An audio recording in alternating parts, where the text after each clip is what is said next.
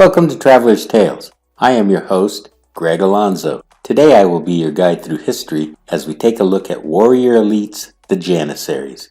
Before we begin, just a quick reminder that we post new videos every Tuesday, Thursday, and Saturday with special editions on Thursdays. Moving right along. Mythology tells us one thing, while history tells us another. Who were the Janissaries? Whom did they serve? Were they truly an unbeatable force? Today we will answer these questions as we take a look at these legendary warriors. A Janissary is the romanticized Turkish word ajetferi, meaning new soldier. A Janissary was a member of the elite infantry units that formed the Ottoman Sultan's household troops. In fact, they were the first modern standing army in Europe. The corps was most likely established under Sultan Orhan during the viziership of Al-Adin. Janissaries began as an elite corps made up through the diversme system of child levy enslavement. Christian Albanians, Romanians, Bulgarians, Croats, Greeks, and Serbs were taken, levied, subjected to forced circumcision and conversion to Islam. They were then incorporated into the Ottoman army. They became famed for their internal cohesion, cemented by strict discipline and order.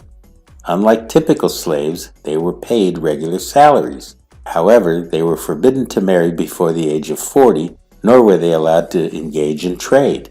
Their complete loyalty to the Sultan was expected.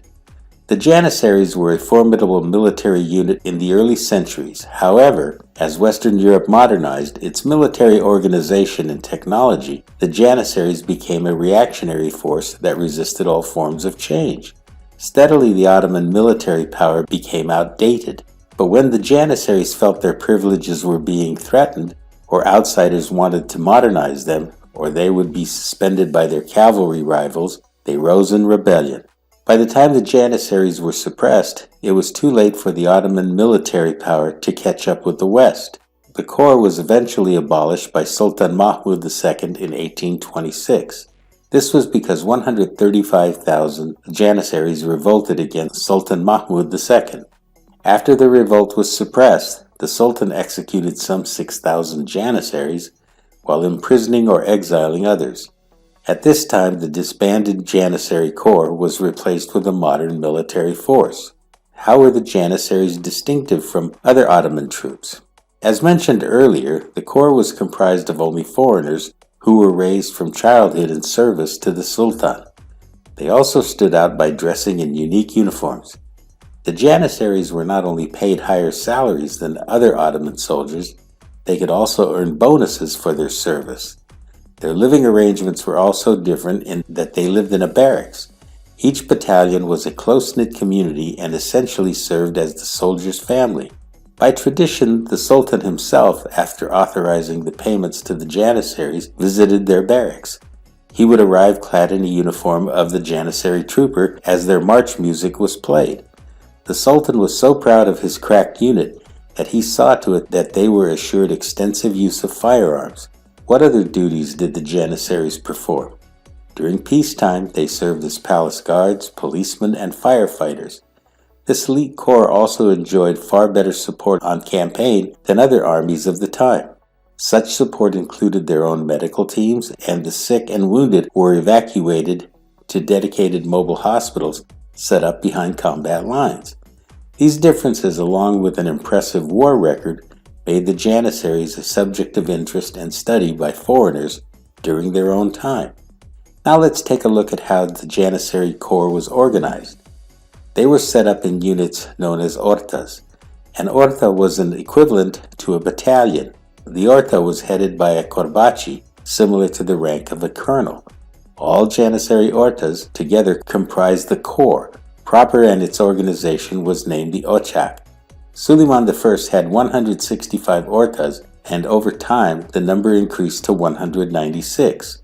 While the Sultan was the supreme commander of the Ottoman army, and the Janissaries in particular, the corps was organized and led by a commander known as the Aga. Even though the Janissaries were part of the royal army and personal guards of the Sultan, the corps was not the main force of the Ottoman army. At its height, there were no more than 40,000 Janissaries.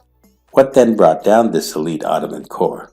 As Janissaries became aware of their own importance, they began to desire a better life.